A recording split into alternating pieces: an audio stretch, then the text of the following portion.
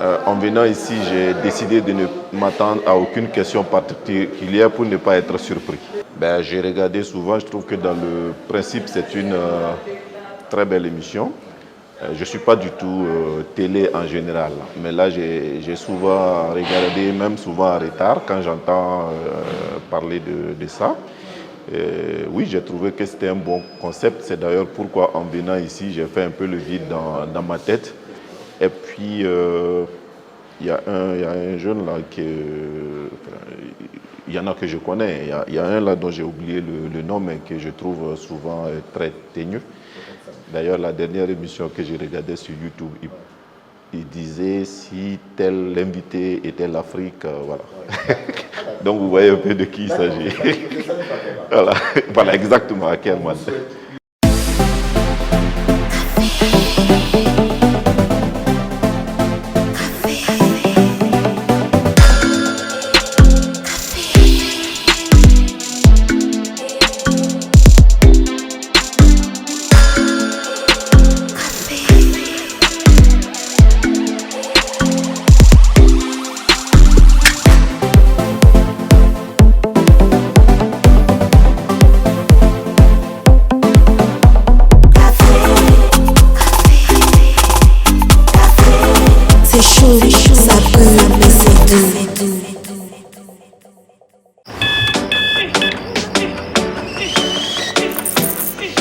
Vous n'attendez pas la vie. Vous allez à la rencontre de la vie. Il ne s'agit pas de savoir combien de chances vous avez. Ce qui compte, c'est ce que vous en faites. Tasse après tasse. Matinée après matinée. Commencez en force. Finissez en force. Tout commence avec un Nescafé. Capté dans les profondeurs des nappes aquifères, saine et naturellement protégée de coubris, Yilma est une eau équilibrée en minéraux et oligo-éléments. Elle est particulièrement digeste avec une saveur unique. Yilma, source d'une vie meilleure.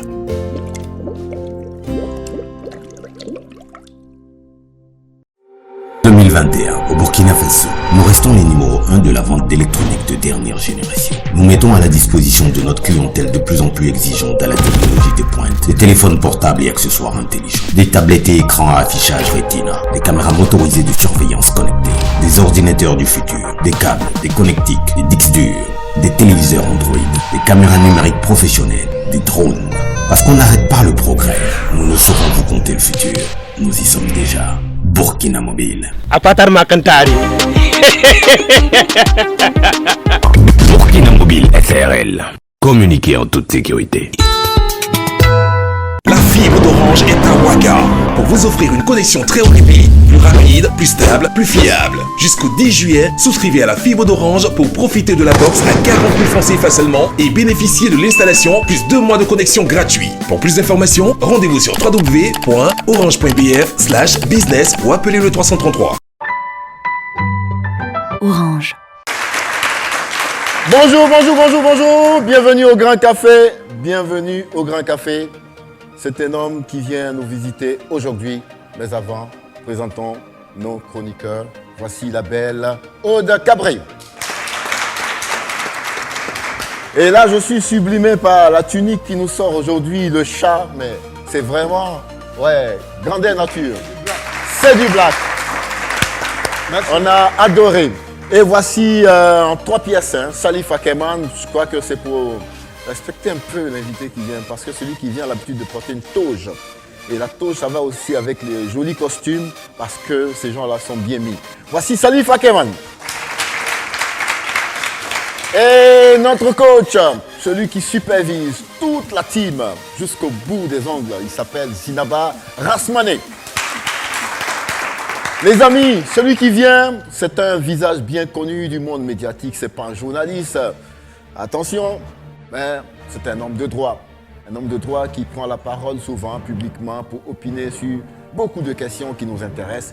Mais aujourd'hui, c'est vraiment à plusieurs titres que nous l'avons invité ici. Maître Cam est l'invité du Grand Café. Voici Maître Cam.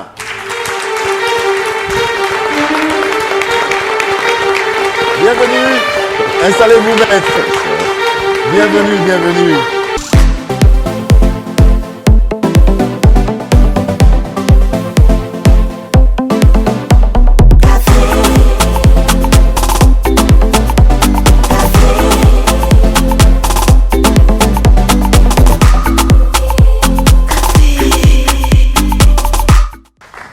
Alors, très rapidement, avant de parler à notre invité, on va respecter la tradition ici.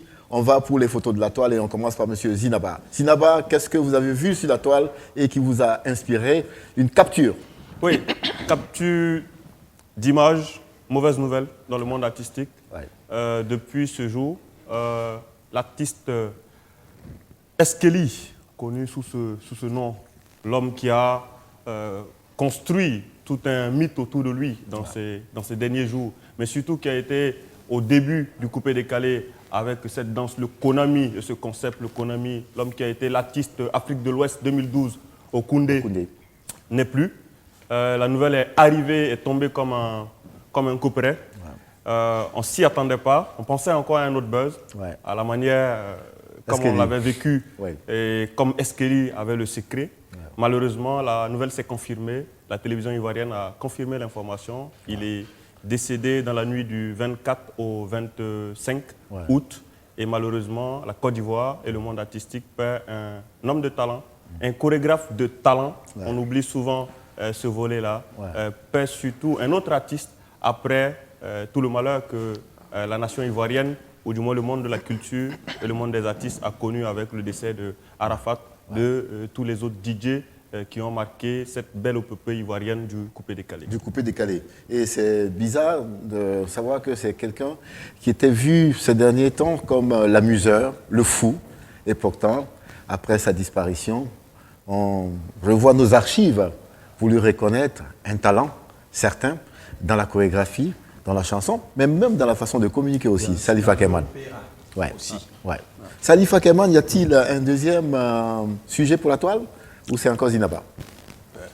Coach? Je vais y aller. Vas-y. Le deuxième sujet, c'est aussi un sujet qui peut-être n'est pas triste, mais nous interpelle. D'accord. Sur la nécessité de prendre toutes les mesures. C'est vrai qu'on parle beaucoup actuellement de coronavirus, la crise sanitaire qui nous secoue depuis 2019 maintenant, qui est au Burkina depuis 2020. Mais le ministère de la Santé a publié une information qui fait peut-être froid dans le dos, qu'il y a un cas suspect d'Ebola qui a été retrouvé sur un passager qui a fait la Côte d'Ivoire dernièrement et qui nous a rejoint et qui a été détecté plus ou moins à l'hôpital de Bogodogo. Oui. Cette information fait suite à un cas déjà qui a été signalé en Côte d'Ivoire, un cas cette fois-ci qui n'est pas suspect mais un cas d'Ebola qui a été avéré en Côte d'Ivoire et où il y avait 49 cas contacts, effectivement autour desquels il y a eu beaucoup de communication. Donc c'est un mal qui a secoué l'Afrique déjà. On se rappelle des cas au Congo, on se rappelle des cas en Guinée. D'ailleurs Guinée, pays à partir duquel est partie cette personne-là qui a été détectée en Côte d'Ivoire et pour laquelle on invite les citoyens et les citoyennes à être beaucoup plus prudents et naturellement à respecter les mesures en la matière pour éviter une propagation de la maladie. C'est les deux photos de la toile aujourd'hui. On va vous applaudir pour toutes ces recherches. Merci. Maître, nous sommes très honorés de vous avoir aujourd'hui au Grand Café. On le sait, vous avez profité d'un temps de congé pour être là. Sinon, ce serait vraiment difficile. Alors, l'histoire dit que tout commence à Bobo Dioulasso. Là, vous êtes de Bobo, vous êtes né à Bobo Dioulasso. Votre père est un militaire. Il a le grade de, on peut dire, sous-officier puisqu'il est sergent. Adjudant-chef. Adjudant-chef, voilà. Déjà, ça fait partie de la hiérarchie des sous-officiers. Alors, votre papa est donc militaire, votre maman, elle est institutrice. Et vous, à un moment donné, quand on est dans une ville comme Bobo Dioulasso, si ce n'est pas le football, c'est la chanson au moins, en termes de passion. Et vous, c'était quoi? Peut-être les deux, parce que c'était le football comme tous les enfants de Bobo, de ma génération. Okay. Mais la musique aussi, peut-être par rapport au contexte. Pour ceux qui connaissent le groupe Farafina, donc, qui est un grand groupe traditionnel burkinabé. Bien sûr. Le groupe Farafina était juste en face de notre cours. Donc voilà, on commence à toucher un peu au djembé, puis après à la guitare basse. À partir des léopards, parce que je suis né au camp militaire, donc il y avait un orchestre là-bas. Et voilà, certains donc, de nos camarades d'enfance ont continué dans la musique. Ouais. Et aujourd'hui, voilà. Aujourd'hui, voilà. Et pourtant, au niveau du football, quand même, c'était un peu plus poussé que la musique, non? Oui, le football, c'était un peu plus poussé. Ouais. Voilà, on a eu les équipes de quartier qui, en son temps, à Bobo, représentaient quelque chose. Ouais. Nous, on avait une équipe de foot qui était dans le quartier secteur 6 de Bobo, qui s'appelait RAS. Okay. Mais bon, qui a connu la plupart des grands joueurs de foot de ce pays. Ouais. Pour la petite histoire, Isaïe Traoré, qui est le papa de Bertrand et Alain Traoré, donc a joué dans l'équipe. Wow. Il y a d'autres noms, mais bon, voilà, c'est un peu ça l'enfance à Bobo à ce moment-là. Ça, c'est la parenthèse passion. Voilà. Et là, vous allez à l'école, normalement, comme les enfants de votre âge. Et au niveau du cursus scolaire, on va dire que tout se passe très bien, jusqu'au bac. Alors, au niveau du bac, qu'est-ce que vous avez voulu faire exactement quand vous obtenez votre bac? Alors, quand j'étais déjà en terminale, là, le choix était fait. Je voulais faire le droit. D'accord. Et je me rappelle que quand vous étiez en terminale pour remplir les fiches d'orientation, vous aviez 3 choix à faire. Et moi, je ne savais pas que choisir en dehors du droit. Okay. C'était donc interdit de répéter des choix. Mais comme je ne connaissais pas ce que j'allais faire à part le droit, donc mon premier choix, c'était le droit. Oui. Le deuxième choix, c'était le droit. Et le troisième choix, c'était le droit. C'était le droit. Ouais. En fait, sur les 3 choix, on n'avait qu'un choix, quoi. Ben ouais. Alors, et à l'époque, systématiquement, quand on obtient le bac, il faut visiter la capitale. Absolument. Voilà. Et vous débarquez à Ouagadougou, un Bobolais qui débarque à Ouagadougou à l'époque. Est-ce qu'on pouvait dire que vous étiez un peu dépaysé, vous n'étiez pas dans votre biotope, vous n'étiez pas dans votre environnement? Alors, méconnu, oui, parce que j'étais déjà venu, avant les années universitaires, j'étais déjà venu une fois pour les vacances. Mais après le reste, y vivre, il y a beaucoup de choses qui changent. Hein. Bien sûr. Déjà, nous, à Bobo, quand on était petits, on aimait faire le thé. Oui. À l'époque, à Ouagadougou, quand vous faites le thé, vous êtes taxés d'être des drogués. Et autre chose, à Bobo, dans les soirs, oui, on aime acheter des friandises. Oui. Et bon, il y avait les beignets, les halocos, tout ça, mais ça se vendait à 5 francs l'unité. Bien sûr. Et donc, nous, on arrive à Ouagadougou, ça se vend à 25 francs l'unité. Oui. Mais on ne le sait pas. Oui. Et donc, pour la petite histoire, un ami qui, à la maison, chez lui, c'était le taux. Oui. Donc, il décide d'aller payer plutôt ses friandises pour manger. Il prend un petit plat avec 100 francs. Il va acheter donc à locaux 100 francs. La bonne dame lui met 4 à locaux. Oui. Et donc, lui dit non, non, madame, j'ai dit 100 francs. Et elle dit c'est pour 100 francs. C'est le bon. Bon, c'est vraiment bienvenu à Ouagadougou, quoi. Ouais, voilà. Ouais. Alors, et en aparté, vous m'avez dit quelque chose. Les jours de fête, vous ne vous retrouvez pas carrément. Parce qu'à Bobo du Lasso, ça se passe autrement. Oui, là, c'était un des plus grands chocs, c'était le premier mois de Ramadan. Ouais. Bon, le Ramadan à Bobo, vous êtes chrétien, vous êtes musulman, vous ne vous rendez pas compte. Ouais. Parce que, bon, le soir à la rupture, ben, tout le monde à la rupture, vous rompez partout, à tour de rôle et tout. Et nous, on arrive à Ouagadougou, ben, à la rupture, vous ne pouvez même pas avoir la bouillie pour boire. Et il faut...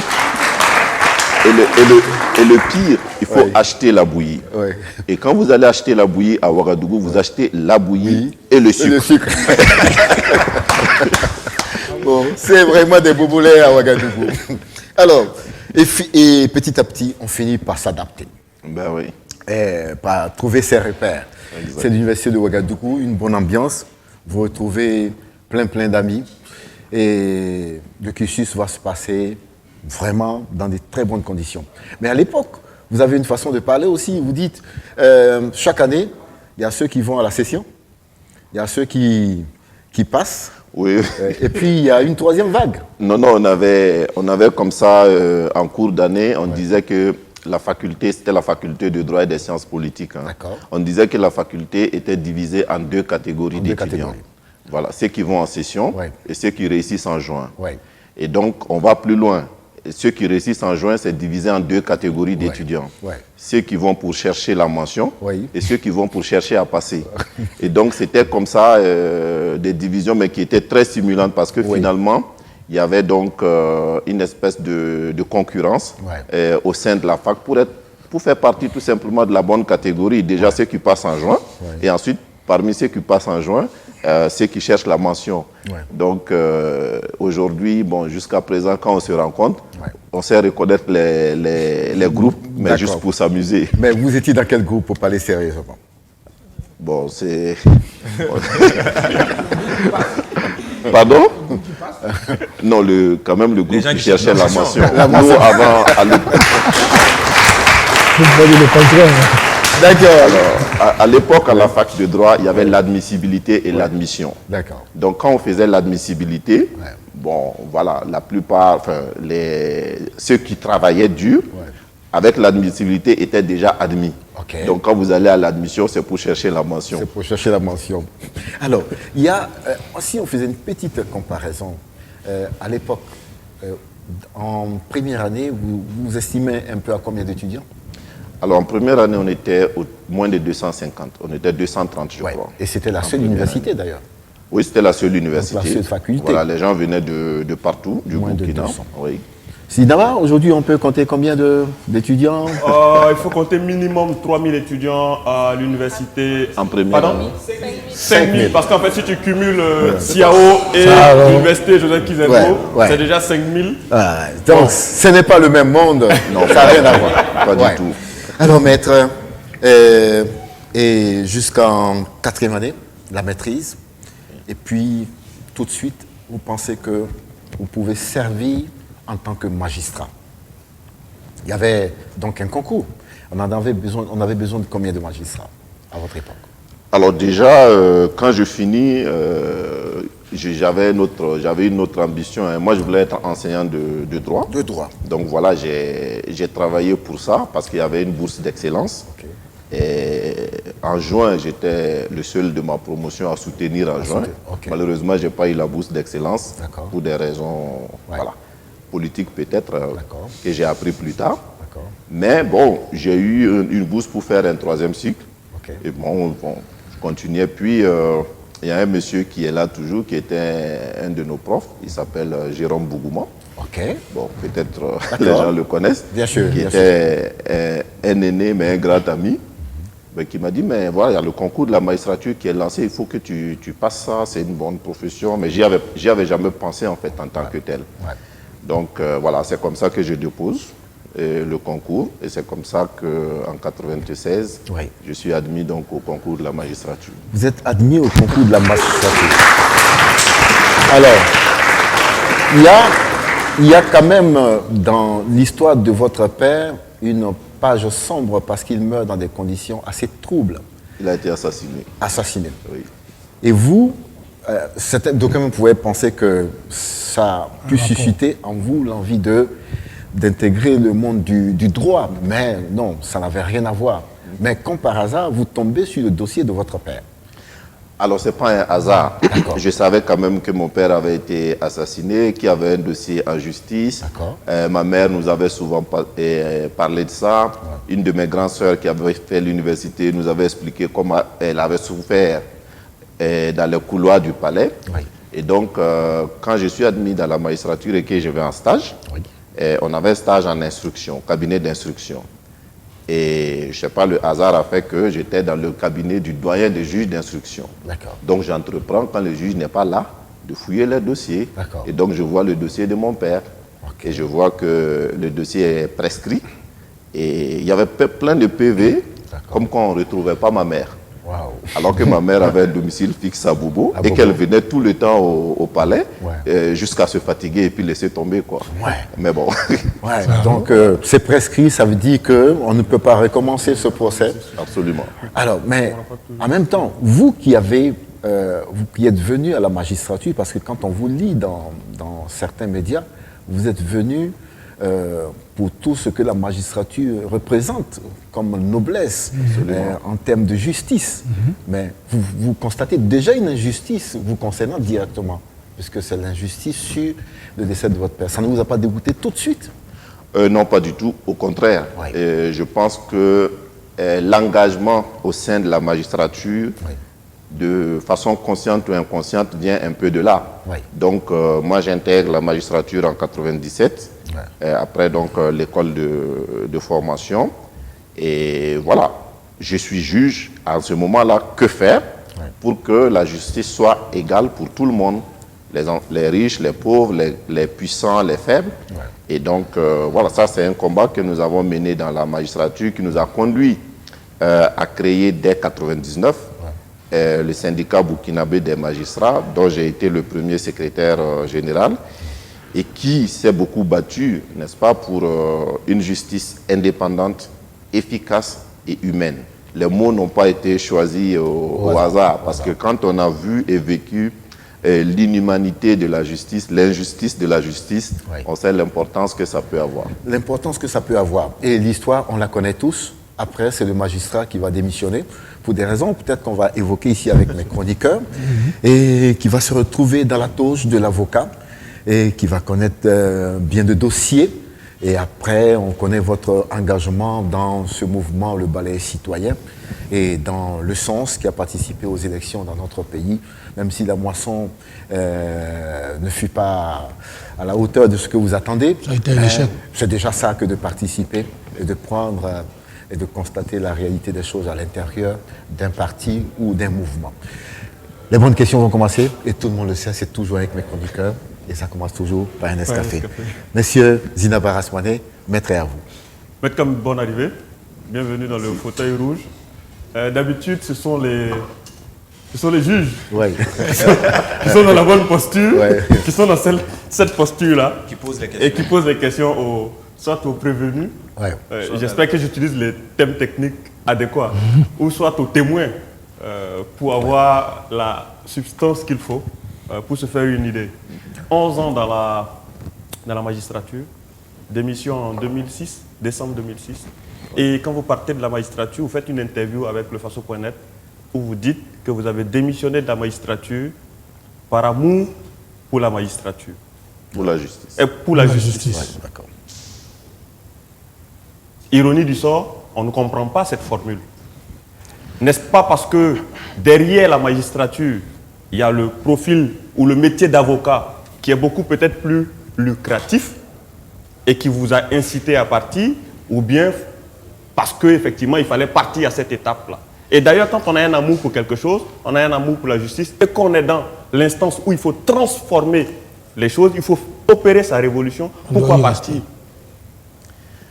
Ben, je l'ai expliqué fort heureusement dans ma lettre de démission, parce que quand j'ai pris la décision de démissionner, je me suis dit, est-ce que je fais comme tout le monde, démission par convenance personnelle, ou est-ce que je dis clairement les raisons pour lesquelles je m'en vais? Bon, et comme je ne voulais pas mentir à moi-même, parce que je pouvais mentir aux gens en disant convenance personnelle, mais j'aurais aussi menti à moi-même. Donc j'ai écrit dans la lettre de démission que lorsque j'ai intégré le corps de la magistrature, j'étais fier d'appartenir à une profession, la seule d'ailleurs, dont le nom est une vertu, la justice. Et j'y rentre et je me rends compte que c'est le contraire. Et donc, je me mets à me battre pour changer, et je me rends compte que le problème, ce n'est pas seulement les politiques, que le problème, c'est aussi même les magistrats, donc qui refusent en fait d'être indépendants. On arrive à un moment où la lutte devient comme une lutte personnelle. Moi, j'ai vécu des moments où des jeunes magistrats avaient peur de s'arrêter avec juge Kam à l'époque, parce que ça ne plaisait pas à l'autorité et tu pouvais être sanctionné. Donc quand on en arrive à cette organisation de la justice qui fait que les magistrats ne peuvent pas être indépendants, vous avez le choix, soit vous changez, soit vous partez. Moi, j'ai décidé de partir, mais de ne pas ranger en fait l'arme de combat. J'ai décidé de partir, et immédiatement après mon départ, nous avons créé le Centre pour l'éthique judiciaire, nous avons mené d'autres combats, et aujourd'hui, je suis heureux de voir ce qu'est devenu la justice, très indépendante. J'avoue que souvent, j'ai de la nostalgie de ne pas y être, mais l'amour que j'avais pour la justice commandait quand même à un certain moment que je ne sois pas en fait un acteur de cette dépravation de la justice. Est-ce qu'après le métier d'avocat, qui est un métier libéral, où on gagne peut-être beaucoup plus d'argent que être juge, n'a pas aussi pesé dans la balance du départ? Alors ça, c'est une appréciation. Hein. Quand on dit la profession d'avocat, on gagne beaucoup d'argent que juge, c'est pas évident. Il y a des avocats qui ont beaucoup d'argent plus que les juges. Il y a aussi certains qui ont moins d'argent que les juges et aimeraient pouvoir être juges, au moins pour ça. Donc ça, ce n'est pas évident. Mais moi, quand je démissionne de la magistrature, c'est vrai, j'avais en tête d'aller au barreau, mais ce n'était pas une certitude. La seule chose qui était une certitude pour moi, c'est que je ne tenais plus dans la magistrature. La deuxième chose qui était une certitude, c'est que je savais que par rapport à ce que je connaissais en droit, je ne pouvais pas mourir de faim. Donc, je me suis dit, je vais essayer d'aller au barreau. Si ça marche, tant mieux. Si ça ne marche pas, ben, je ferai autre chose. La loi prévoit 2 mois, maximum 4, pour intégrer le barreau. J'en ai fait 18 pour intégrer le barreau, à la suite de procédures judiciaires. Très difficile. Donc, dire que quand je partais, c'était pour ce que la profession d'avocat représentait, ce n'est pas vrai. Mais par contre, pour essentiellement ce qu'elle représentait en termes de liberté. Quand vous êtes avocat, vous faites ce que vous voulez, vous dites ce que vous voulez. La seule limite, c'est les règles professionnelles qu'il faut respecter. Il n'y a pas une autorité au-dessus de vous qui va vous dire oui, pourquoi tu as dit ça, pourquoi tu as pris tel dossier, ainsi de suite. Non. Voilà. Alors, maître, nous sommes au café, on va être direct et franc. Zina va poser la question par rapport à vos avantages au plan financier. Vous avez dit que c'est une appréciation. Ok, ça peut varier d'un avocat à un autre. Absolument. Mais vous concernant, est-ce que vous gagnez plus d'argent que quand vous étiez magistrat ou est-ce que vous en gagnez moins? Quand j'ai quitté la magistrature, mon salaire c'était 326 000 francs. D'accord. Quand j'ai quitté la magistrature. D'accord. Voilà. Aujourd'hui, je paye des gens qui gagnent beaucoup plus que ça. D'accord. Donc, bien que c'est pas pareil du tout. C'est pas la même chanson. Comme on dit. Alors, maître, c'est vrai. Moi, je reviens sur la question de Zinaba. Quand on aime son équipage, on ne quitte pas le navire. Vous avez quitté le navire. Et à ce que j'entends là, est-ce que vous avez l'impression d'être beaucoup plus efficace dans la lutte de l'extérieur? Peut-être les autres pourront le dire, mais je pense oui, parce que nous avons fait quand même ce qui a été une première dans ce pays. En 2013, je crois, nous avons engagé des procédures contre des magistrats qui étaient suspectés de corruption. Bon, des magistrats à l'interne, c'était difficile de le faire. J'ai vu aussi que même dans les autres professions, c'est pas facile. Vous savez, les gens ont une sainte peur des magistrats, ce qui est normal. C'est une profession de juge respectable, respectée, ce qui est normal. Il est d'ailleurs bon dans une société que la justice, les juges soient respectés. Mais il faut aussi que la société puisse, par toute voie, imprimer aussi la marque de juge qu'elle veut. Moi, je dis, la justice ne doit pas être ce que les juges veulent qu'elle soit, mais elle doit être ce que le peuple veut qu'elle soit. Et ce combat-là, je me suis rendu compte que c'est plus facile de le mener quand on est de l'extérieur que quand on est dedans. Et nous avons un avantage, c'est que de dedans, on la connaît aussi. Ok. Salif? Maître, moi, ma question, elle est toute simple. Hein. Au jour d'aujourd'hui, quand vous regardez l'environnement du monde judiciaire, est-ce que vous pensez que la justice est au service du Burkinabé? La justice est au service du Burkinabé. Alors, c'est très difficile de le dire parce qu'il y a beaucoup de paramètres. Vous voyez, les gens, quand on regarde est-ce que la justice est au service du Burkina, on prend les grands dossiers. Mais les grands dossiers, ce sont des baromètres. Mais ce ne sont pas les seuls baromètres. Le commun de mortel, ce qui l'intéresse, lui, ce sont ses propres affaires. Quand vous allez au palais de justice, est-ce que je peux avoir un casier judiciaire, un certificat de nationalité, sans avoir à donner l'argent à quelqu'un, sans devoir connaître quelqu'un? C'est une question. Aujourd'hui, on a 2 tribunaux à Ouagadougou, c'est très bien. Mais lorsque vous quittez, je ne sais pas moi, vers Tanguy Ndassuri, et que vous devez venir à Ouagadougou pour une demande de garde d'enfants et que vous devez faire 30 km pour venir vous asseoir toute une journée pour que on vous dise que le juge n'est pas là, ou alors vous quittez 200-300 km, vous venez à la cour d'appel pour une audience, vous arrivez, vous attendez toute la journée et qu'on vous dit que le dossier est renvoyé parce qu'un juge n'est pas là, et d'ailleurs il y a une formule, on dit pour bonne administration de la justice. Donc quand un juge n'est pas là et qu'on renvoie, c'est pour bonne administration de la justice. Allez-y voir. Ouais. Donc quand vous prenez ces éléments-là, vous pouvez dire difficilement que la justice est au service de la population. Et pour moi, en fait, ce sont les baromètres. C'est ça, en fait, le baromètre le plus important. Et malheureusement, on a aujourd'hui encore une organisation judiciaire qui est très lourde, qui est inadaptée et à notre contexte, qui fait qu'il y a une distance, au-delà de la distance physique, il y a une distance psychologique entre la population et la justice. Et souvent, c'est la faute du droit même. Ouais. Notre droit est loin de ce que nous faisons. Donc, voilà, on est assis entre deux chaises. Hervé, on l'a. Moi, je voudrais davantage mieux vous cerner et mieux vous comprendre. Je vous écoutais là tout à l'heure attentivement, mais je constate effectivement, quand je fais un peu un feedback, que vous êtes d'abord passé de juge à avocat, n'est-ce pas, de la société civile à la politique, bref, de démission en démission, à mon humble avis. C'est-à-dire, en fait, vous changez de posture.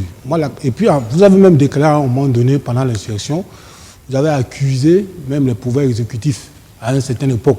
Maintenant, vous pointez du doigt un peu la justice concernant justement la corruption. Moi, ma question est toute simple. Peut-on véritablement faire confiance à un homme qui change d'avis tout le temps comme une girouette?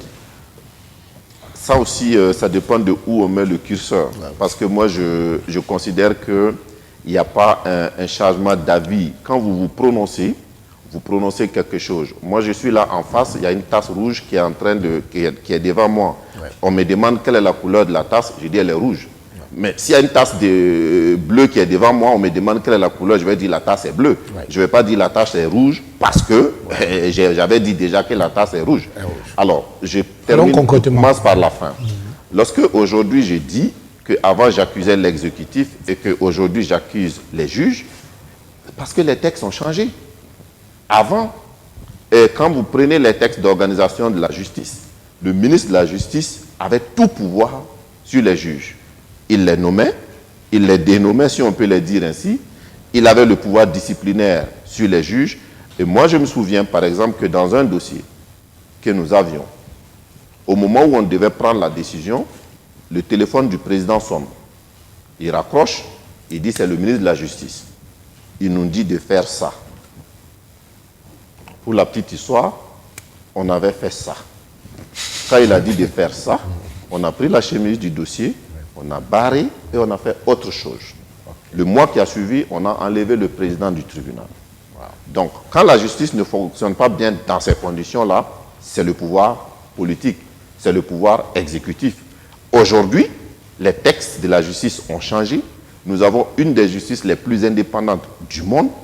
Le ministre de la Justice n'a absolument aucun pouvoir sur les juges. Donc, si la justice ne fonctionne pas bien, eh bien, ce sont les juges. Parce qu'ils ont tout pour bien fonctionner. S'ils ne le font pas, et moi, en ce moment, je ne peux pas continuer à dire que c'est l'exécutif. En fin de compte... Pourquoi vous démissionnez alors? Non, ça c'est arrivé. Ça, c'est des textes qui sont arrivés en 2015, à la faveur de la transition. Moi, j'ai démissionné en 2006. Et d'ailleurs, quand j'ai démissionné dans ma lettre, j'ai dit je démissionne à compter du 1er janvier 2007. J'ai déposé ça le 28 novembre. Et le 15 décembre, je reçois un décret, on dit ta démission est acceptée à compter du 15 décembre 2006. Tout ça, c'est le contexte. Donc, c'est 10 ans après que les textes ont changé. Et ces changements-là, tout modestement, je pense quand même que nous y avons contribué. Apporter quelque chose. C'est pas fini, pourquoi aussi il est quitté, il a démissionné, enfin, il a claqué aussi la porte, justement au niveau de du balai citoyen. Du balai citoyen. Du balai citoyen. Parce qu'il ne faut pas rester seulement sur le plan juridique, il faut aussi regarder alors, là, c'est une OSC. Oui, parce qu'il a un change un peu partout. On peut y aller. Oui, on va y aller. Quand je suis porte-parole du balai citoyen, c'est un mouvement de veille citoyenne. Il y a ses règles. Nous y avons fait. ce qu'on a fait. Puis, à un moment donné, nous nous disons qu'il faut peut-être aller plus loin. Nous nous disons, il y a d'autres qui sont restés. Quand vous dites nous nous disons... Oui, non, ceux qui sont partis. Ceux qui sont partis. Voilà, nous nous disons, il faut peut-être faire les choses autrement. Il faut, les problèmes sont politiques, la solution doit être politique. Et pour la petite anecdote, une jeune fille de 3e nous demande lors d'une conférence, mais est-ce que vous pensez que les gens qui ne pensent pas comme vous peuvent faire ce que vous dites? Parce que ce que vous dites est bien. Oui. Mais est-ce que ceux qui ne se basent pas ça peuvent le faire? C'est des questions interpellateurs. Et quand nous décidons de faire autrement, nous nous disons il faut s'affirmer. Il ne faut pas faire comme beaucoup de personnes dans ce pays qui sont dans des organisations de la société civile. Et qui font plus de la politique que de la veille. Il faut partir, il faut rompre, il ne faut pas mélanger les chèvres et les choux. Nous avons fait la société civile, aujourd'hui nous voulons faire autre chose, nous quittons, nous partons. Donc c'est pour moi, la vie, ça doit être comme ça. D'accord. Et maintenant, du ballet citoyen, vous êtes passé au sens. Ce n'est plus la même musique du tout. Parce que là, on passe d'une OSC à un mouvement politique. Exactement. Voilà. Et là, vous y avez goûté, parce qu'on a vu les échéances électorales tout de suite. Et en termes de moisson, on ne peut pas dire que c'est ce que vous attendez. C'était un échec. Ouais, c'était un échec, mais quelles sont les leçons que Maître tire Alors ça dépend, comme je de ces résultats, il faut savoir là où on met en fait le curseur. Toujours le curseur. Oui, moi ce que je sais, d'accord. Moi ce que je sais, c'est que pour les hommes qui avancent, il n'y a pas d'échec. Il n'y a pas d'échec. Tout échec est une leçon. C'est une leçon. Et mon principe de vie, c'est quoi? Quand vous croyez quelque chose, vous le faites. Si vous réussissez, vous serez félicité. Si ça ne marche pas, vous aurez appris. Et donc, nous sommes partis dans un domaine qui est la politique, avec les idées qui sont les nôtres. Et comme je l'ai dit, aujourd'hui, absolument aucun regret. Moi, j'étais candidat à Bobo. J'ai vu ce qui s'y passait. J'ai compris, j'ai discuté avec beaucoup de gens qui ont demandé l'argent. L'argent pour donner, pour être élu, Dieu merci, j'en avais. Mais, par principe, j'ai dit, si j'achète votre voix, je ne serai pas fier, moi, d'être à l'Assemblée. Donc, je ne le fais pas. Mais on se donne le temps pour changer les mentalités. Absolument. Maître, moi, personnellement, ce qui me surprend, je suis surpris de savoir que ça vous surprend sur le terrain électoral de savoir que c'est comme ça que ça fonctionne. Mais c'est des pratiques qui sont connues, qui sont sûres. Non, mais je suis sûr que vous-même, de votre position, vous êtes loin d'imaginer même comment ça se passe. Parce que vous, quand vous allez vous adresser aux mêmes personnes, ils savent que voilà, vous n'êtes pas candidat, vous n'êtes candidat à rien. Donc, leur comportement avec vous diffère totalement. Moi, je l'ai vécu en tant qu'acteur de la société civile, les mêmes personnes avec qui je discutais, parce que je n'avais pas rompu non plus avec les populations à la base, mais dès lors que j'étais candidat, c'était autre chose. Donc ça, vous ne pouvez pas le savoir tant que vous n'avez pas le costume. Maître, vous et moi, vous savez très bien que nous sommes dans un contexte de pauvreté. Parlons logiquement. Les populations en ce moment ont faim. Et vous descendez en campagne, vous prenez la prise de conscience. Dans un pays où les gens veulent d'abord manger. Vous estimez que cette prise essentielle et immédiate. Cette prise de conscience que vous prenez là, dans 5-10 ans, peut-être il ne sera plus là. Vous pensez qu'ils vont vous écouter, vont vous entendre sur cette oreille? Il faut qu'ils nous écoutent, sinon la politique n'aurait absolument... Ça fait 30 ans que ça existe. Ça fait 30 ans que ces mêmes hommes sont toujours là. Oui, mais le piège dans lequel nous refusons de tomber, et parce que le débat se mène souvent, le piège dans lequel nous refusons de tomber, c'est cela. Ça veut dire qu'on peut aller sur le terrain, on se rend compte que c'est comme ça. Il y en a qui nous disent, mais pour changer, il faut déjà être à l'Assemblée. Payez, vous allez à l'Assemblée et vous changez. Et j'ai dit non, c'est pas possible. On ne peut pas faire ce qu'on combat.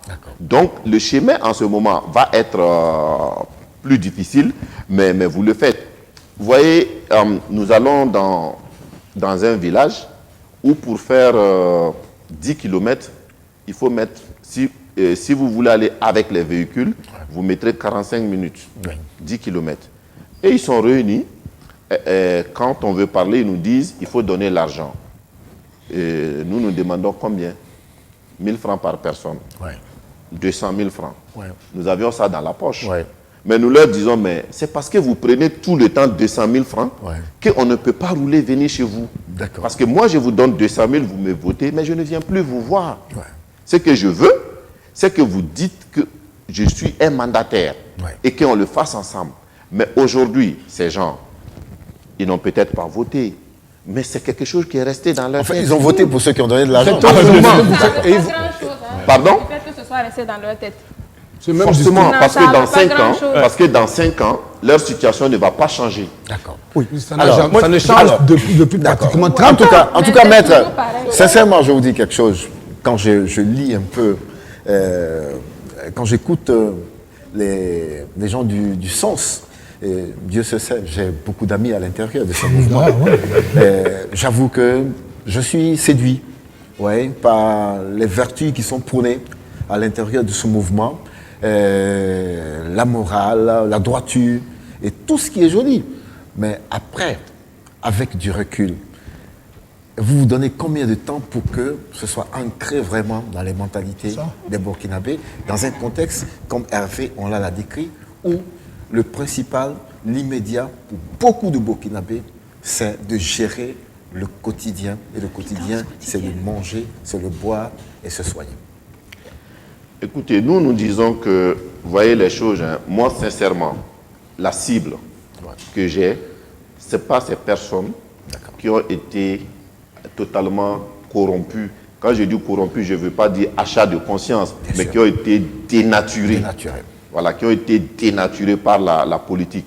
Il faut aller sur les plus jeunes. Voyez-vous, je suis convaincu que nos petits frères et nos enfants sont encore malléables, bien malléables. Travaillons là-dessus. Mais ce que je dis, nous ne sommes pas des naïfs non plus. Nous ne sommes pas des naïfs. Et nous savons que nous avons besoin d'exemples. Je vous dis une chose. Vous voyez, quand vous entrez en politique, personne ne vous donnera un chèque en blanc. Et notre difficulté, c'est quoi? C'est qu'on vous dit, ah, Maître Kam, vraiment, il parle bien, le sens, il parle bien. Mais dès qu'ils auront quelque chose, ils vont faire comme les autres. C'est ça le plus dur. Et nous, tout le combat que nous menons, c'est de pouvoir avoir quelque chose, le plus minime soit-il, mais dans les règles, et de faire différemment. Comme ça, les gens verront que ce n'est pas une fatalité. Voyez-vous, dans un pays où on pense systématiquement qu'on ne peut pas être politique et bon, mais c'est très grave. Et propre. Et propre. Mais dites-nous, maître, qu'est-ce qui a fait en sorte que, pourquoi, précisément, je cite le nom, Samska Lodja et puis Smoke ne vous ont pas accompagné? Dites-nous un peu, qu'est-ce qui s'est réellement passé et puis ils ont décidé de ne pas vous suivre? Vous voulez dire pourquoi ils ne sont pas dans le sens? Bien sûr. Mais vous savez, les gens sont... Non, nous avons les mêmes valeurs, nous partageons des valeurs communes, mais nous n'avons pas les mêmes manières d'être engagés. Tu prends quelqu'un comme Smokey, donc c'est un homme totalement engagé, mais qui ne veut pas du tout descendre dans l'arène politique. Voilà, qui ne veut pas du tout descendre dans l'arène parce que tout simplement, il pense que les gens sont tellement mauvais qu'il faut changer autrement. Tu vas rentrer dans l'arène, ils vont t'insulter, ils vont te... Et nous sommes dit quoi? Quand vous avez une maison sale, vous êtes tous dedans, la maison est sale. Vous faites comment? Si vous rentrez dedans pour nettoyer, bien entendu, vous allez prendre la poussière. Mais s'il n'y a pas des gens qui acceptent de prendre la poussière, la maison ne va jamais être propre. Nous avons décidé de prendre la poussière pour rendre la maison propre. C'est clair. Et ça, c'est tout à votre honneur. Critiquer, c'est facile. Il faut descendre aussi pour dire qu'on veut changer les choses. Sinaba n'a pas trop de... Oui, d'accord. On va laisser... Oui, d'accord. Sinaba n'a pas trop parlé. Il n'a pas trop parlé. Il veut dans le sens du sujet. Il va parler sur ce coup-là. D'accord. On va donner la parole à Salif Akaiman. Et puis on va réfléchir pour voir si Sinaba, l'homme du ballet citoyen, peut... C'est ça. Non, mais c'est... Je dis quelque chose. D'accord. Salif Akaiman. Quand Maître parle, c'est limpide, c'est bien présenté. Comme dirait quelqu'un, ça coule de sens. Et ça fait sens. Ça fait sens. Maintenant, Moi, je pense que dans la communauté, chacun doit avoir un rôle et chacun doit agir là où il est le plus efficace. Si dans la société civile, vous impactez fort, pour moi, c'est votre place. Si vous estimez que c'est en politique que vous serez le plus efficace, c'est là votre place. Et vous donnez le maximum de ce que vous pouvez parce qu'on ne peut pas être partout à la fois. Donc, quand vous êtes dans la société civile et puis en temps vous retrouvez en politique, il peut arriver que ça pose un problème de confiance ou de crédibilité. Parce que moi, quand tu me dis « sors, on va chasser Blaise Compaoré » et qu'après, je constate que tu convoites le fauteuil que Blaise Compaoré a laissé au profit de quelqu'un d'autre, ça fait deux dans ma tête. Ça, c'est un aspect.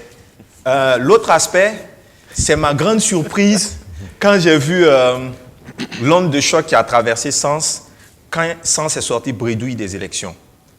Et j'avoue que le discours m'a plu, que des intellectuels ou des gens venant de divers horizons décident de poursuivre un rêve et un idéal et de s'engager en politique. C'est beau, c'est bien présenté. J'avoue que j'ai été séduit.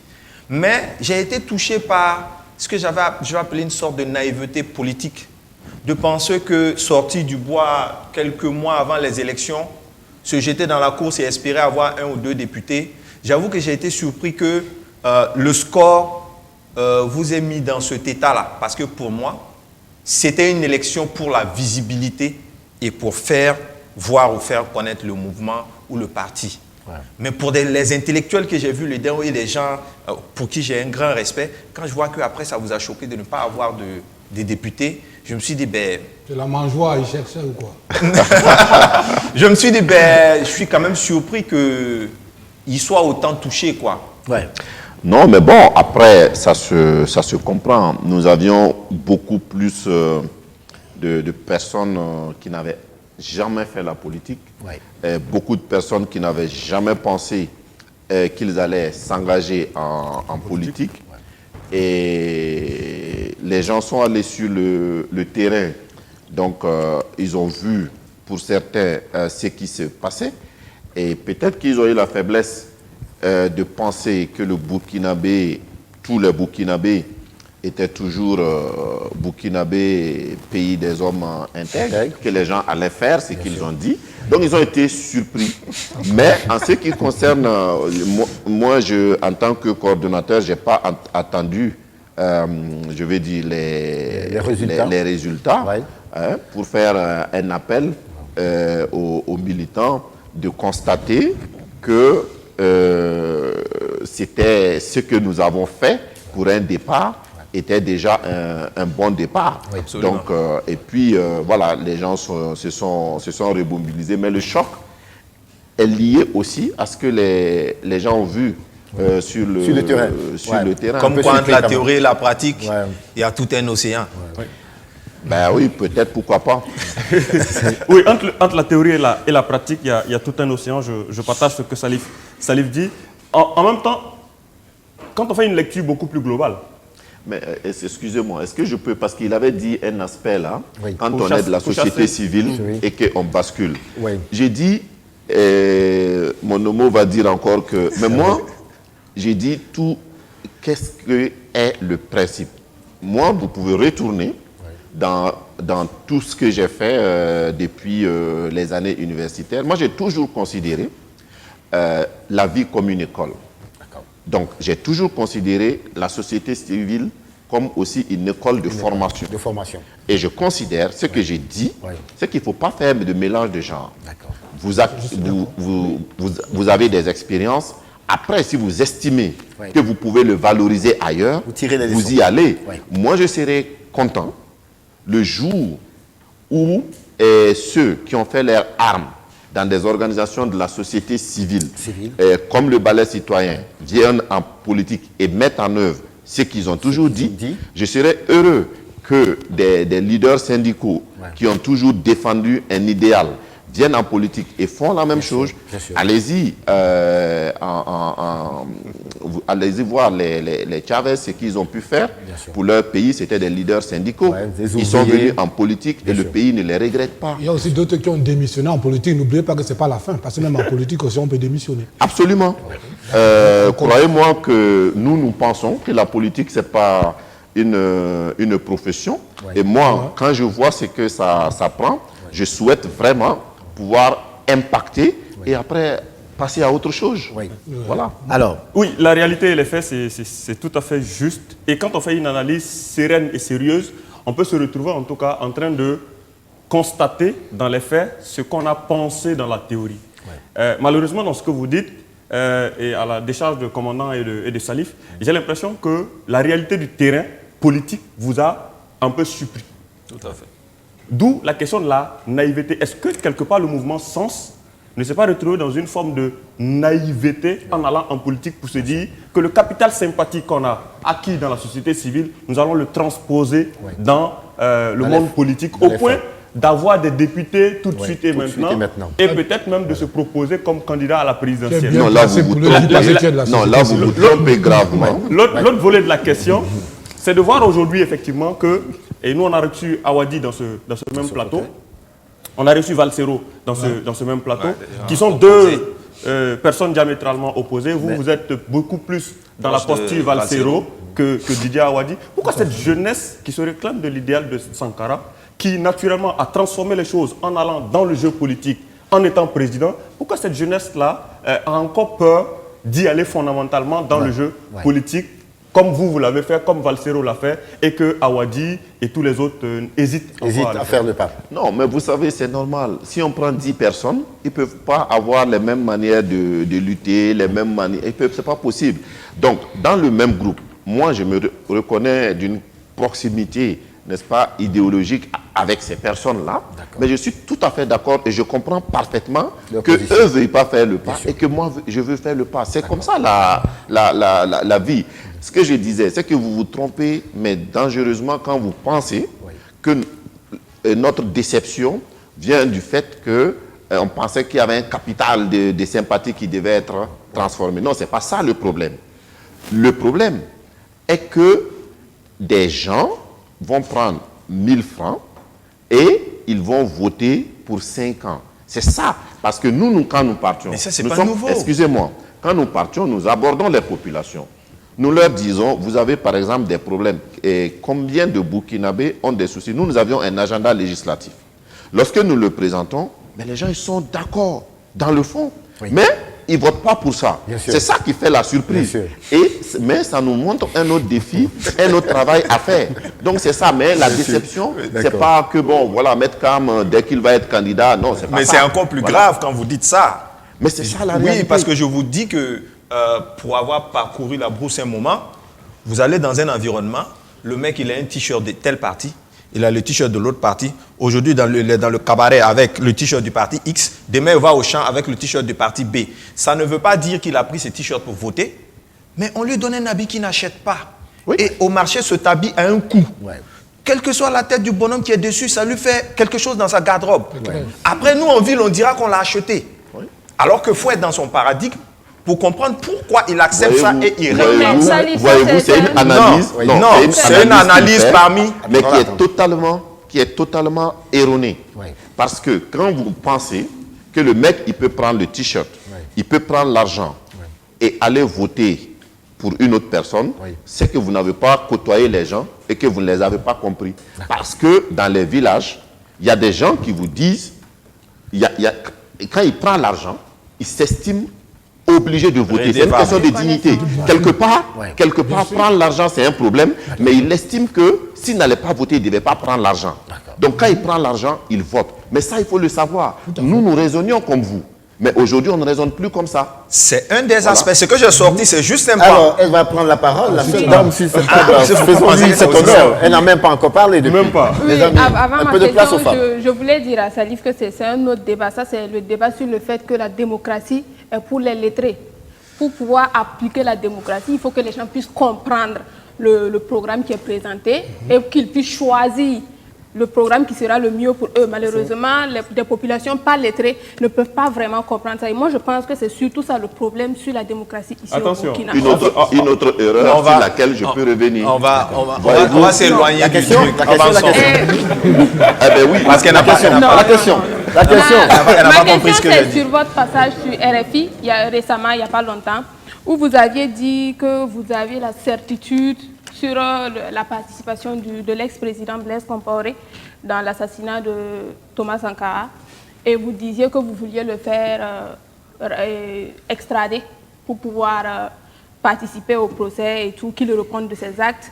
Et à ce fait, vous disiez que des langues se sont déliées et que certaines personnes veulent soulager leur conscience avant de mourir. Est-ce que vous pouvez nous en dire plus? Qu'est-ce qui peut peser autant sur la conscience de ces 10 personnes et si on peut savoir de quelles personnes est-ce qu'il s'agit? Ah non, le procès il s'ouvrira le 11 et vous aurez la primeur. Mais ce que j'ai dit, c'est qu'effectivement, étant constitué dans le dossier, ce qu'on pouvait craindre, hein, et qui a été craint pendant beaucoup d'années, c'est que comme Blaise Compaoré était au pouvoir, les gens ne voulaient pas parler. Mais il n'est plus au pouvoir, les gens ont parlé, les gens ont raconté exactement ce qui s'est passé. Et quand je le dis, c'est un des mises en cause d'ailleurs qui était très content d'avoir raconté et qui estime que bon, voilà, maintenant que j'ai pu dire ce que j'ai fait, au moins j'estime que je peux mourir et que je peux bénéficier du pardon de Dieu pour avoir dit au moins ce que j'ai fait de mal. Donc, quand on connaît le dossier, on se dit, ok, rendez-vous au 11. Mais vu qu'il a pris la nationalité, c'est possible, l'extradition? Alors là, ce n'est pas une question judiciaire, c'est une question politique. Parce que vous savez, souvent, le hasard même fait les choses bien. En juillet 2014, Blaise Compaoré et Alassane Dramane Ouattara ont signé un accord de coopération en matière judiciaire, qui comprend un accord en matière d'extradition et qui prévoit que ces deux pays-là peuvent extrader même leurs nationaux. Donc, juridiquement, il n'y a absolument aucun problème à ce que les Blaise Compaoré soient extradés. Donc, le problème, il est ailleurs. Il est que politiquement, Alassane ne veut pas, les Ivoiriens ne veulent pas l'extrader. Oui. Puisqu'on parle de justice. J'avais dit à mes chroniqueurs, je ne souhaiterais pas faire de cette émission une émission où M. Kam se retrouverait vraiment dans son environnement. Moi, je voulais aborder les questions de procès. Je veux qu'on laisse ça à d'autres médias, à d'autres créneaux de débat. On va parler de la profession. Voilà. Non, moi, je ne veux même pas dans le procès. S'il vous plaît. Donc, si vous pouvez éviter au maximum ce tas de procès. J'ai besoin de son avis, pas sur ce procès. Non, moi, je parle de non, les procès, évitons les procès. Vous n'êtes pas qu'on nous fasse un procès. Même pas un procès. Monsieur David, on l'a. Moi, je voudrais, sincèrement, on parlait d'un homme politique tout à l'heure de l'ancien président Blaise Compaoré. Je voulais aussi qu'on parle d'un autre homme politique qui est Isaac. L'ancien président, vous étiez, entre guillemets, proche, sinon vous l'êtes toujours. Quel est le regard que vous portez sur son comportement politique à l'heure actuelle? On ne veut pas raconter un peu l'histoire. Quand on vous voit, on voit directement Isaac à côté. C'est un peu l'image qu'on donne de vous. Les rapprochements de M. Hervé, on l'a. Le seul problème, c'est qu'on se rend compte, et j'aime pas le dire, mais c'est la réalité, c'est que les gens vont trop vite en besoin. Moi, quand on dit, voilà, Maître Kam, Zidane, bon, j'ai dit, mais attends, l'histoire de Maître Kam ne commence pas le 31 octobre 2014. Oui. Moi, dans ma vie, c'est le 31 octobre 2014 que je rencontre Zida pour la première fois. Et je le dis, je le répète, je ne suis pas homme à renier ce que j'ai fait. Ouais. Beaucoup de gens demandent souvent, si c'est à refaire, est-ce que tu le ferais? Je dis oui. Si c'est à refaire, je ferai exactement la même chose. Parce que les gens ont l'impression qu'on va refaire les choses et les esprits vont être différents. Non. Oui. Alors, Zida et moi, jusqu'à aujourd'hui, je suis convaincu, peut-être que je me trompe, oui, mais je suis convaincu que ce monsieur n'aurait pas existé, que probablement les choses ne se seront pas faites comme ça s'est fait. Parce qu'avec le recul, moi j'ai dit, j'aime pas parler de Dieu dans les affaires des humains, mais j'ai dit, Dieu aime le Burkina. Parce que si nous connaissions Zida le 31 octobre, la réunion du 31 qui a été improvisée à l'état-major, nous n'aurions jamais accepté qu'il entre. Oui. Parce qu'il est du RSP. Donc Dieu a fait qu'on ne le connaissait pas et il est entré. Deuxième élément, c'est qu'aujourd'hui, je suis convaincu, peut-être que je me trompe, oui, que si Zida n'avait pas été là, jamais on ne serait venu à bout du RSP. D'accord, mais est-ce que vous connaissiez les agendas des uns et des autres? Ah, justement, moi, quand je suis avec toi, je te fais confiance parce que, comme on appelle, la bonne foi, c'est ça qui doit être présumé. D'accord. Maintenant que les agendas se révèlent, peut-être même qu'au moment où tu poses cet acte-là, tu es sincère. Hein? D'accord. Après, tu te dis, ah tiens, ça peut se faire autrement. D'accord. Probablement, c'est ce qui a été son cas. Mais ça, c'est son affaire. Est-ce que vous êtes toujours en contact avec M. Zida? Alors, j'ai dit ça sur le plan politique. Je ne suis pas, ça c'est public, je ne suis pas dans son parti. Mais est-ce que je suis en contact avec lui ou non? Ça relève de la vie privée. Oui. Vous ne voulez pas répondre à cette question? Les amis, ce café, il y a un semblant de procès dans ce café. Alors, on va s'arrêter juste une minute pour donner un peu de mélodie, voilà, et retrouver un jeune homme qui, lui, a pignon sur rue dans son village, dans sa ville, qui s'appelle Pau. Monsieur est swag, il est branché, il envoie des couleurs, mais c'est aussi quelqu'un qui est accro au punchline. De temps en temps, il fait sa sortie sur la toile. Aujourd'hui, ce qui nous intéresse, c'est un single qui vient de nous sortir. On va vérifier tout ça avec nos chroniqueurs ici. Mesdames et messieurs, voici Razben.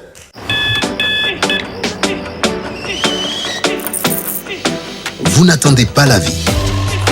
Vous allez à la rencontre de la vie. Il ne s'agit pas de savoir combien de chances vous avez. Ce qui compte, c'est ce que vous en faites. Tasse après tasse. Matinée après matinée. Commencez en force. Finissez en force. Tout commence avec un Nescafé. Capté dans les profondeurs des nappes aquifères, saine et naturellement protégée de coubris, Yilma est une eau équilibrée en minéraux et oligo-éléments. Elle est particulièrement digeste avec une saveur unique. Yilma, source d'une vie meilleure.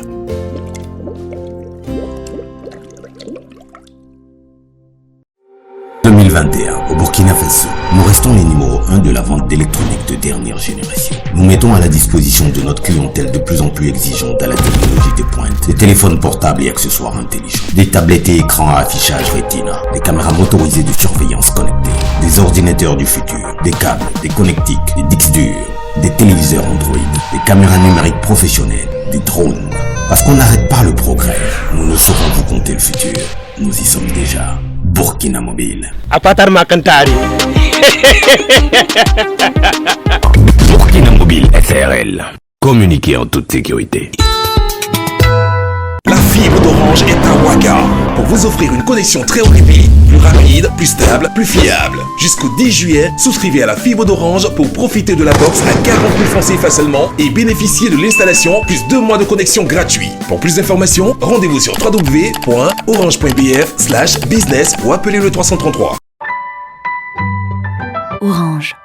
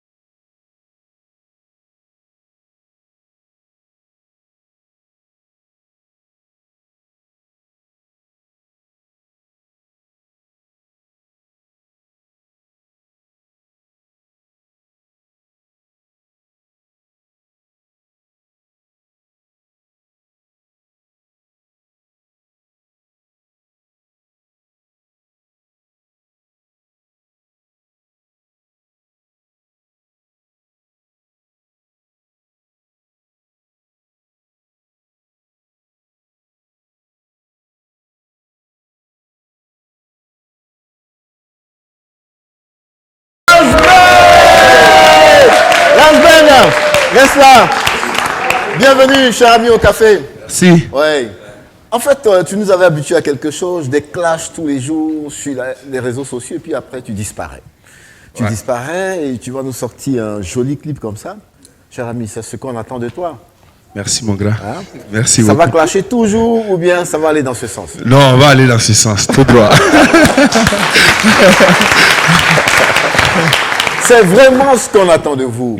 Merci. De temps en temps, pour le fun, le buzz sur la toile, oui, bon, d'accord. Ça fait partie du contexte actuel, mais on ne peut pas faire ça tous les jours. Tout à fait. Et quand on a vu cette image à Pau, toi dans le public avec un stade bondé de monde, j'avoue que c'est ce qu'on attend de toi. Merci. Et je fais partie de ceux qui ne t'avaient pas pris au sérieux. Sincèrement, c'est un aveu que je te fais. Merci. Il y a 4 ou 5 ans. Merci. Quand je te disais, cher ami, va, fais ton travail de transitaire. C'est ce que tu sais faire. Oui, je me rappelle. Mais tu as tellement insisté, je me dis, bon, d'accord, peut-être qu'il y a un appel divin quelque part. Oui. Et quand je regarde le soin que tu mets dans tous ces clips aujourd'hui et l'effort que tu vas faire pour chercher des gens et faire de jolis featuring, je dis, attention, ce garçon, il arrive vraiment. Prenez-le au sérieux. Merci. Et c'est pour cela qu'on a été prompt à t'inviter aujourd'hui pour dire, voici le travail qu'il fait. Merci beaucoup. Je pense maintenant, sincèrement, que tu es engagé et il faut faire des choses comme ça. On va t'accompagner du mieux qu'on peut. Merci, le commandant. Merci. Alors, en tout cas, on va laisser Hervé, on va faire un commentaire et je reviens. On a du mal, hein, peut-être je ne suis pas le seul, on a du mal vraiment à le cerner. Oui. Parce qu'on a parfois des gens, on hésite parfois, même à l'accompagner. Parce qu'après, il y a un réveil qu'on ne comprend pas souvent à travers ses sorties, parfois spontanées. On s'est dit, dans le milieu du showbiz, on s'est dit, oui, on veut bien l'aider, ou bien oui, on veut bien l'accompagner. Mais après, 2-3 jours après, on retrouve ces coups de folie. Ces coups de folie qui parfois nous mettent dans une situation d'embarras. Donc peut-être s'il pouvait davantage se concentrer sur ça. Doser, quoi. Oui, mais moi, personnellement, j'ai peur de lui, entre guillemets. Moi, je le dis, parce que je me dis, on me dit, voilà. Le chat, il a peur oui, moi, franchement, voilà quelqu'un que tu vas aider demain, après-demain, il s'assoit, il fait sa vidéo et il te dit n'importe quoi. Après, il vient te dire, grand frère, non, tu sais, c'est le fugiteur, c'est pour m'amuser, c'est pas pour dire, mais on ne sait pas quand il s'amuse, quand il clash et quand il travaille. Cher ami, je crois que tu as entendu le message. Non, c'est bien saisi. Je pense que tout ça m'a servi une leçon. Si vous avez vu que j'ai pris du temps à aller me reposer un peu au Ghana pour travailler, c'est pour quand même changer ma manière d'être, pour vous plaire. Ce que tu nous présentes, ça vaut le coup. Bien sûr, c'est pour vous plaire. Et je suis désolé pour tout ce qui s'est passé. Ça arrive souvent. Et c'est quoi les prochaines étapes là? En tout cas, les prochaines étapes, il y a un studio qui est disponible déjà actuellement. Voilà, il y a l'arrangeur de Chatawale qui est venu tout droit du Ghana. Il est ici même avec nous. Donc en fait, ce que tu es en train de faire, c'est d'amener aussi l'expertise d'ailleurs pour le faire profiter au maximum à tes jeunes frères. Tu aimes le partage, il faut applaudir ce garçon. Merci beaucoup. Merci beaucoup. Alors, on te souhaite que du bonheur. Merci. Et tu considères le café comme ta maison. Merci. Quand il y a des bonnes informations, viens nous les donner. Il n'y a pas de Surtout souci. ce qu'on veut voir, c'est Rasben ici pour un beau spectacle à Ouagadougou.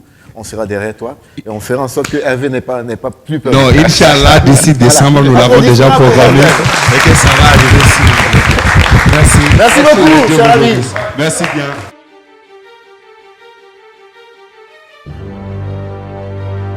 Par rapport à des actions par rapport à l'insécurité, malheureusement. Oui, d'accord. Malheureusement, malheureusement, nous sommes dans un contexte d'insécurité dont la solution, comme tous les problèmes, est politique. Aujourd'hui, moi, je ne suis pas du tout d'accord avec la doctrine sécuritaire du Burkina Faso, mais comment, en tant que citoyen, en tant qu'homme politique, comment je fais pour que ceux qui sont aux affaires changent de doctrine? Parce que vous n'êtes même pas à l'Assemblée.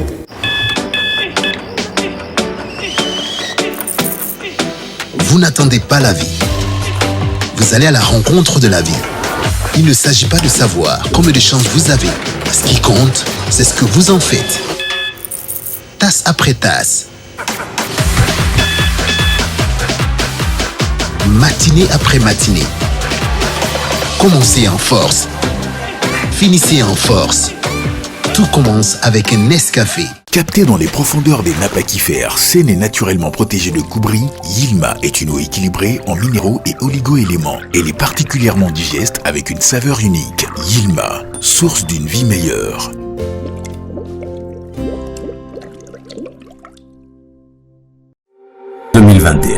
Burkina Faso, nous restons les numéros 1 de la vente d'électronique de dernière génération. Nous mettons à la disposition de notre clientèle de plus en plus exigeante à la technologie de pointe, des téléphones portables et accessoires intelligents, des tablettes et écrans à affichage Retina, des caméras motorisées de surveillance connectées, des ordinateurs du futur, des câbles, des connectiques, des disques durs, des téléviseurs Android, des caméras numériques professionnelles, des drones. Parce qu'on n'arrête pas le progrès, nous ne saurons vous compter le futur. Nous y sommes déjà. Burkina Mobile. Apatar Makantari. Burkina Mobile SRL. Communiquez en toute sécurité. La fibre d'Orange est à Ouaga pour vous offrir une connexion très haut débit, plus rapide, plus stable, plus fiable. Jusqu'au 10 juillet, souscrivez à la fibre d'Orange pour profiter de la box à 40 000 francs CFA seulement et bénéficier de l'installation plus 2 mois de connexion gratuit. Pour plus d'informations, rendez-vous sur www.orange.bf/business ou appelez le 333. Orange.